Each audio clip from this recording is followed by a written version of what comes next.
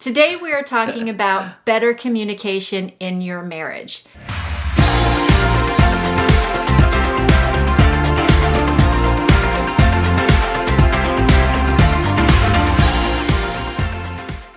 You know, having good communication is one of the most important elements in communicating. Well,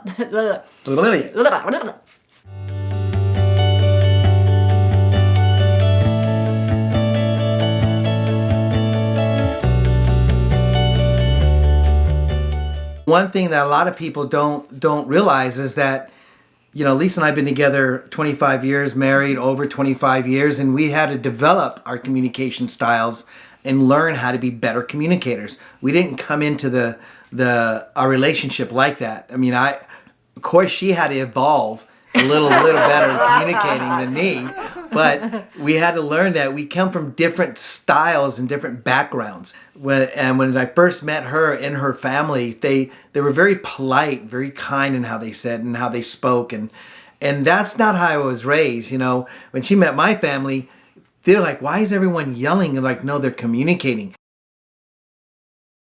They may talk by different rooms together, even having a conversation, but never seeing each other face to face. When Lisa used to always say, come find me if you want to talk to me. And I'm thinking, why? When I can just yell at you from another room and we can have that conversation. And so we had to kind of learn that how each other were raised, and then talk about how we wanted to move forward in order to create our own communication style. And sometimes our communication style is kind of interesting. Sometimes it's English, sometimes it's sarcasm, sometimes it's movie talk, but it evolves over time. You may come from a family who never talked about anything. Everything just kind of got swept under the rug. Yep. I know when I was growing up, I saw my parents argue. They had, problems where they were blaming each other for things. And then it seemed like 2 days later, everything was magically better. Mm-hmm. So I didn't get to be privy to watching how they actually developed their communication. That was kind of done behind closed doors. Yeah. So when I came into our marriage, I didn't realize how that worked. It was something that I had to learn and work on, as most people do in their marriages. We have to schedule time to communicate. So that could look a lot of different ways. I know for me, I have to tell him, hey, honey, there's something really important I want to talk about. Do you think we can talk this Saturday at 1 o'clock? You know, having a date and a time is very specific, just like a meeting. Yeah, and it's never perfect. Do you have time on Saturday to meet with me at 1 o'clock so we can talk about this? Yeah, and that's what it looks like now. And even sometimes it's not perfect. Back then when we first started talking, I would be in the middle of doing something. She was like, we got to talk about something right now. And I'm like, she goes, no, it can't wait. Or I pop in on what she's doing. I'm like, we got to talk about something. And even before she was even stopped doing what she's doing, I'd launched off into this thing that we had to talk about. You put energy and time and effort into learning and developing that area. So the same is going to hold true with your marriage. Yep. So now with our weekly meetings, we have a scheduled time where we work on our issues, whether it's financial or our communication, or maybe we just want to plan our week out so we know when each other is coming and going. And we don't include our phones or TV during this time. That's a big no-no. Yeah. We turn everything off and we give each other our valued time. And it doesn't have to just be issues. You can actually talk about good things. Exactly. I know a lot of times everyone goes like, what's your issue? What's your issue? And it doesn't have to always be problems. You can always sit down and say, hey, we got to plan something that you're going to do. Talk about things that come up, but also plan things that you'd like to do, some positivity. Do something positive. And also what we've learned over the years is that you have to be able to talk about any subject's got to be on the board. Meaning you want to talk about health. You want to talk about finances. I know finances is a sensitive subject. A lot of people don't like to talk about it. Now, we've known each other over 25 years and have to talk about some serious issues, and talk about some challenges and some hurts. We also had to talk about what we're doing for the future and planning and finances. If you ever want to create conflict, sit your spouse down and talk about finances.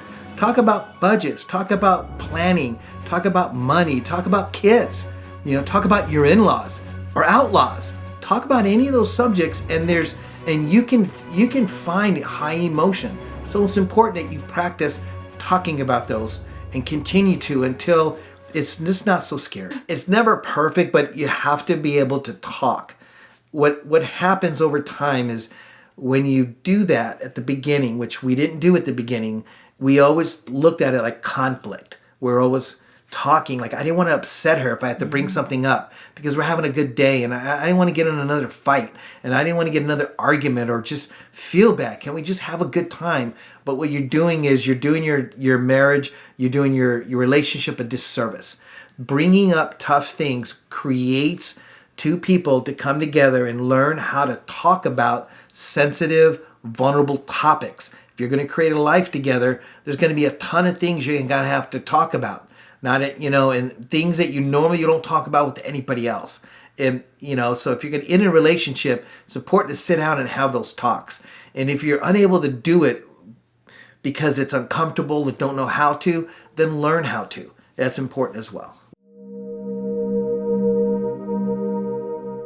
Seek to hear, not to be heard. So oftentimes when we sit down together, I'm thinking about what it is I'm going to say when Mike's talking to me. So I want to make sure that I'm not doing that. That's a disservice. It's disrespectful to him. Yeah. I want to give him my full attention. I want to have eye contact with him so that he knows that I'm listening to him and I'm taking in what he's saying. I might not agree with everything he's saying. That's not the point. The point is to allow him to communicate what it is that he's saying to me. So practice listening. If you need to take notes while that person is talking, go ahead and take some notes down. That way you don't forget what it is you want to say, but you're giving the person your full attention. You want to restate what that person said to you. Because sometimes when Mike is talking to me, what he's trying to communicate is not what I'm hearing. So I always want to say, hey, so what I hear you saying is blah, blah, blah, blah, blah. Now, he might go, no, that's not what I'm trying to say at all. You totally missed what I was trying to say. Then I have to go, okay, tell me again what it is you're trying to say. And then he'll tell me again. And I'm doing my best to listen to what it is he's saying. We might have to go through that 2 or 3 or 4 times until I'm actually getting the correct message. Because he may be using different wording that I'm not picking up on. Right. So you want to make sure that what he's communicating is what it is that you're hearing. We interpret and we have filters based on who we are, right? How we're built, what we listen to, our insecurities, our pride, our ego. Pride, ego, guys. We interpret things. Women, not all women, just generalize, right? A lot of insecurities, some insecurities. Emotion. And sometimes we interpret things completely different. And also based on how you say it. It's also sensitive. The more you're with each other, the more you hone in on very specific details. And sometimes you got to pull back a little bit because you give grace to people. You give patience to people, in your office, that knowing that they don't really mean stuff. They're just in a hurry or they're working or they're just busy. And the same thing goes on with your relationship. Communication. And there's some things, that we've learned over the years that we evolved is that we have to be a little more patient with each other. Mm-hmm. I have a very racing mind, meaning the way I talk, how I work, it's very erratic sometimes, and unorganized, and I know that. And so when I talk, sometimes I can bounce off different subjects. Lisa does her very best to be patient and with me on that, and I also have to be patient because sometimes Lisa is a great storyteller. She doesn't leave out any details, none. And so sometimes as she's talking to me like this, it can kind of very put me to sleep because it's just so great, her tone. And I have to realize that I have to be patient and listen to her as well and stay focused and be present. And I have to practice that because it's important. Being together as many years as we have and been through so many difficult things that communication is really key. And we don't get it perfect. I mean, if we can get 60% of what each other is just saying, and then you do some clarification, it usually works out pretty well. Using I statements and not you statements. Ooh. This is pretty important point. So I know in the beginning I would use a lot of you statements. It's what I grew up hearing. So an example is, you made me, or you need to, or because you.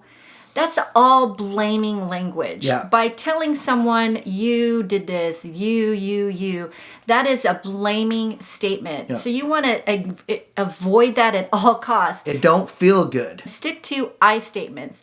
I statements take the responsibility for yourself.